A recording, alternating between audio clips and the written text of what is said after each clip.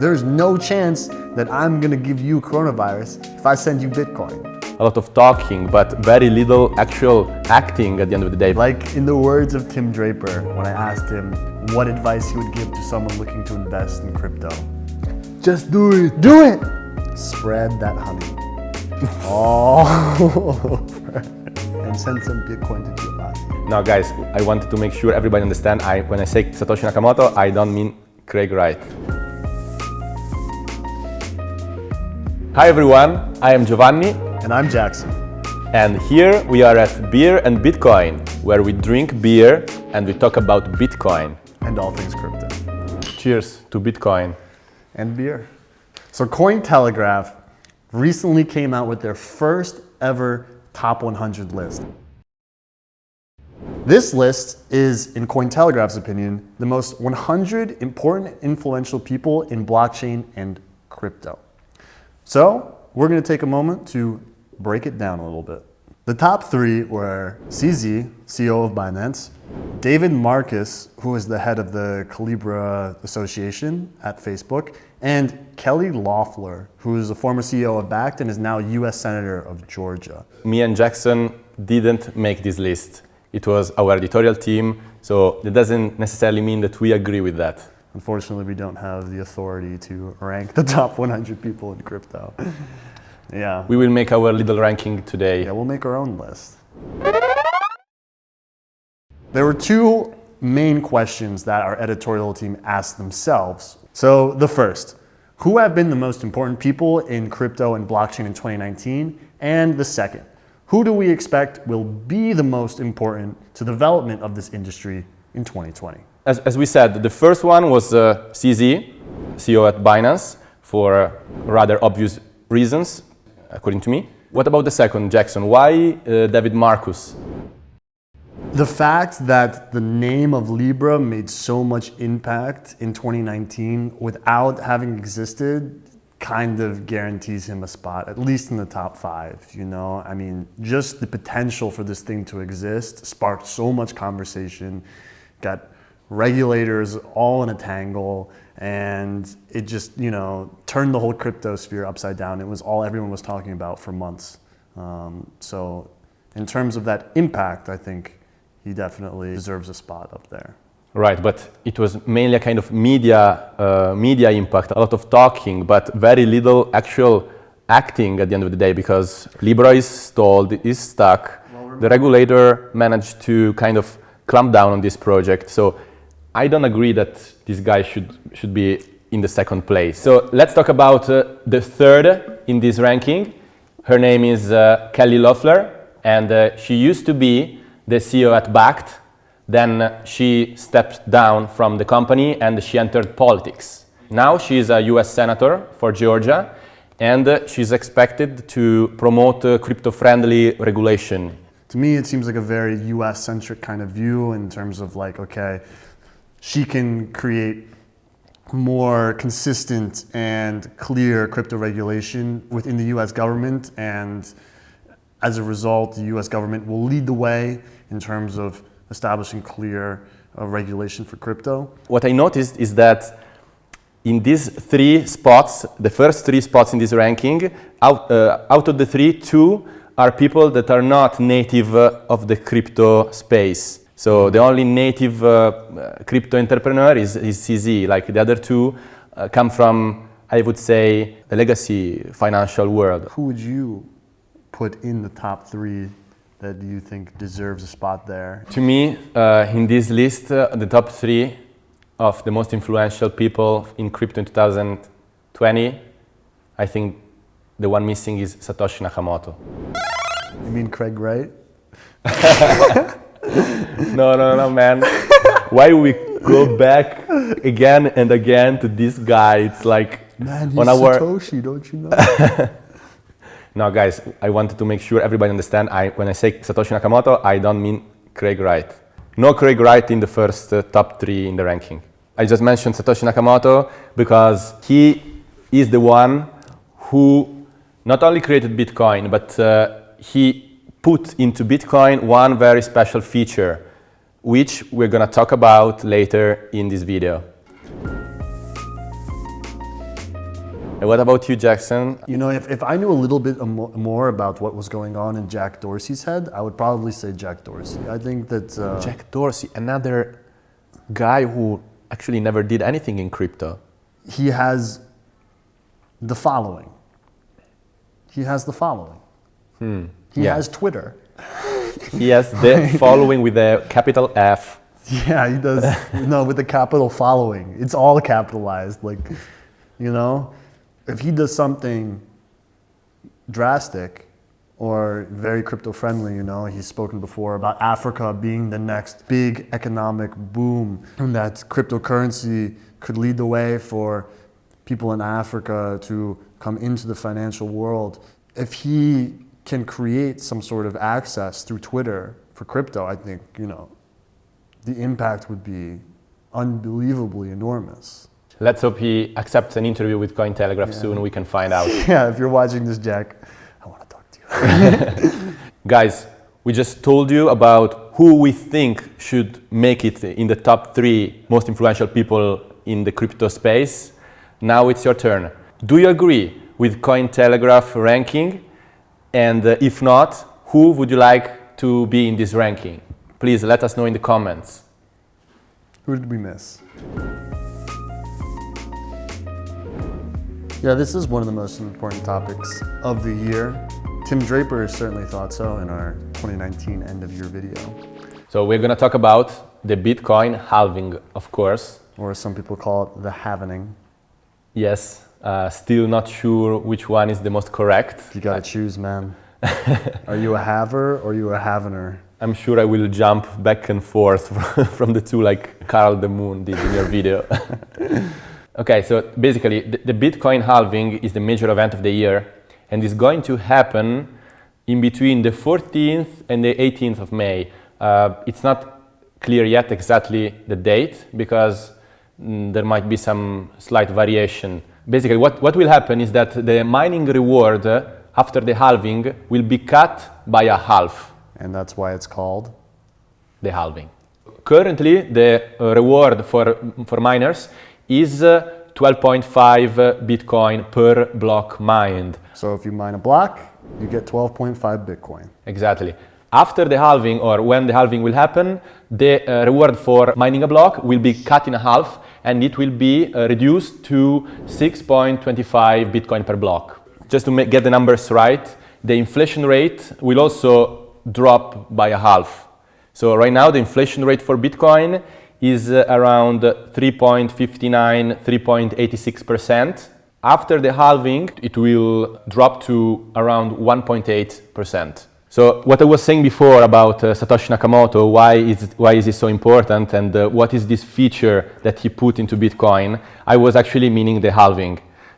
Because I think that one of the most important things about Bitcoin is that it's a deflationary asset. So the halving is what makes Bitcoin a deflationary asset. What does it mean? It means that the supply of Bitcoin is capped and basically it will become scarcer and scarcer. It's not going to be like fiat currency, which is controlled by a central bank, and that's why central banks can just increase the amount of liquidity at will, and that's basically the cause of inflation.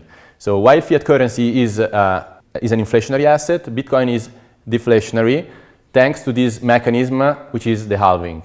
The halving is a phenomenon which happens one time every 4 years. There will be 32 halving in total. The last halving is supposed to occur in the year 2140. So I'm sure we'll still be around. Hopefully, if our brains will be transplanted into some kind of artificial intelligence. Thanks to Roger Ver's stem cell research. With the last halving, Bitcoin will reach its maximum supply of 21 million Bitcoin. So the cool thing about Bitcoin is that there is a capped amount, 21 million, and no more than 21 million can be mined. So that will be the last halving. Everybody is asking, how is this halving, of course, impacting the price of Bitcoin? Everybody just think about the price of Bitcoin, of course. I found the opinion of Spencer Bogart very interesting. Spencer Bogart is the general partner at Blockchain Capital. He basically said that the Bitcoin halving is absolutely priced in. There is no risk-free return to be had from buying Bitcoin a few months before the halving and selling it a few months after the halving. It's not that nobody's expecting the decreased selling pressure from miners. Very convinced opinion. What it means is also that the halving is serving as a catalyst which will bring a lot of capital that is on the sidelines into the market. The halving acts as a shelling point or a catalyst or a spark for a lot of capital that's sitting on the sidelines. What a lot of people are saying is that the halving is actually a self-fulfilling prophecy, so that there is so much media hype talking about how good this halving will be for Bitcoin that will push a lot of people into the market, and that will be raising the price automatically. Datadesh said that Bitcoin halving is not priced in. Even though we may know, until we finally reach that point where there's 900 apples in the market and there's a demand for 1,800 apples, then the price starts going up, right? It only can happen at the moment when there's the supply shock. Basically what he said is that the halving is going to boost the price of Bitcoin, but not immediately. So what he said is that the price will probably increase a few months later after the halving. If you look at the charts of the previous halving, like for example in the last one in 2016, the price of Bitcoin actually dropped significantly after the halving. So if you decided to buy before and sell after, that wouldn't have been a good idea. By the way, what do you think? Is the Bitcoin halving gonna be priced in or not? You know, if you're looking to make money off the halving, buy before and just wait. And eventually, the fundamentals should lead to a price increase. Yeah. As a simple man with some Bitcoin, that is how I'm approaching it. Like in the words of Tim Draper, when I asked him what advice he would give to someone looking to invest in crypto. Just do it. Do it. Just do it. Do it. Do it. It's the future. Now it's your turn, guys. Do you think that the Bitcoin halving is or is not priced in? Let us know in the comments, please. Giovanni, what kind of beer are we drinking right now? Well, as you can see from the shape of the bottle, is clearly a Corona beer. Do you know what rhymes with Corona? Coronavirus. Well, it is the biggest crisis this world is facing at the moment. It's one of those global events that even Cointelegraph covers because it's so big that even a cryptocurrency-focused outlet is obliged to talk about it. How do you think it would impact the cryptocurrency industry? I don't know, Jackson. I feel that probably the crypto industry is not doing that bad compared to other sectors of the economy. I'm declaring a public health emergency of international concern over the global outbreak of novel coronavirus. Since the announcement of the coronavirus from the Chinese government, which came in late January, Bitcoin's price, if anything, has gone up. We've seen an increase in Bitcoin's price since then. And throughout the month of February, which is when the narrative of the coronavirus was really taking off, Bitcoin hit all-time highs for the year. And multiple other cryptocurrencies were doing well. You know, Bitcoin Cash, Bitcoin SV, Ethereum, all of the top cryptos were riding on that wave. You know, this can happen for many reasons. I think primarily this is because of the global decentralized nature of Bitcoin. Now, there are some potential risks, right? 66% of Bitcoin's hash power comes from mining farms in China. And we saw in early February that a mining farm owned by BTC Top was actually shut down and quarantined by Chinese authorities. So the government in China has actually the power to shut down and put in quarantine whole companies just because there are someone who are infected by the virus. That is a serious threat, you know, like they can just shut down a whole company. Yeah, I can imagine like having all this hash power completely cut down. It would have massive impact on the whole crypto space, I guess. Yeah. But I mean, sometimes when I think about these farming facilities, I think about this bunch of pieces of hardware that just working almost automatically. Like, I don't know how many people, actually living people that can be potentially affected by the virus, need to be there. No, it's a good point. It's true as well. These mining rigs, they don't actually require a lot of human labor. It's mostly just a bunch of computers in a room that every once in a while need maintenance. So it shouldn't take more than 1 or 2 experts or whoever is maintaining the facility to just go around and make repairs as needed and whatnot. Face-to-face is the best way for this virus to be transmitted. And even though the crypto industry is largely digital, there are still many gatherings of people in order to, spread the word, show new investments and stuff like that. Like crypto parties, for example. Like Block Show, Cointelegraph's favorite crypto event. But a lot of these events are being impacted, Nitro 2020 in Seoul got postponed. Korea, for those of you who don't know, has the second most infections behind China. Hong Kong Blockchain Week, postponed. Token 2049, postponed. And a crypto lending startup called Definer was supposed to tour through 10 cities in China, and they just canceled it. I think that this is affecting everything. Like, of course, we are talking about crypto, but of course, like, even in Italy, where now the coronavirus is spreading very fast, and I think together with Iran and I think Japan, we are at the same level of contagiousness. So they canceled very important events, like, for example, the Milan Fashion Week and also the Carnival in Venice. They were all canceled because of this. And these are kind of events that are like very big, probably bigger than the average crypto event. So no wonder the crypto events also get affected. I personally feel that as part of the crypto community, we still should consider ourselves lucky in terms of how this virus is impacting our business. Definitely. The crypto industry is better situated than most, given its digital nature, to endure this kind of event. Absolutely. And I think that this is very aptly shown by something recently that happened in China, where the Chinese government, realizing that the coronavirus could be transmitted across physical objects, has started quarantining cash, quarantining banknotes. How absurd is that? Like, you go to pay with something from like someone just took all your dollars and was like, okay, I'm gonna go wipe these down. Like, it's insane. So, and that's literally what they're doing. They're taking banknotes, they're disinfecting them, and they're quarantining those banknotes for 2 weeks. And then redistributing them back into the market. This shows an outdated system. This is a situation where a digital currency could thrive. There's no chance that I'm going to give you coronavirus if I send you Bitcoin.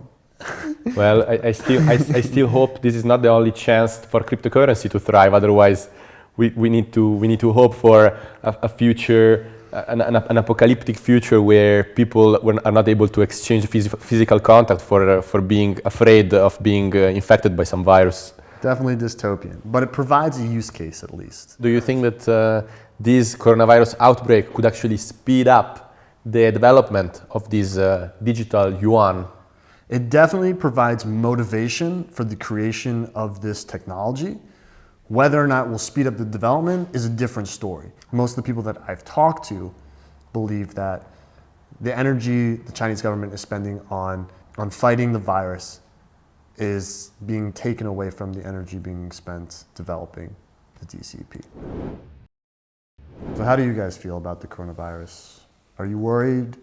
Do you think that in the long run, this could have a significant impact on the crypto industry? Have we just not seen it yet? Is Bitcoin or another crypto a safe haven in an economy that could be potentially decimated by the coronavirus, taking away the labor force?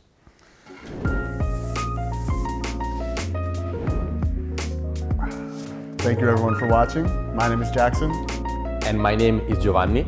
And this has been Beer and Bitcoin. So guys, if you want to watch us drinking beer and talking about Bitcoin some more, don't forget to subscribe to our channel. Cointelegraph. Like, subscribe, and hodl.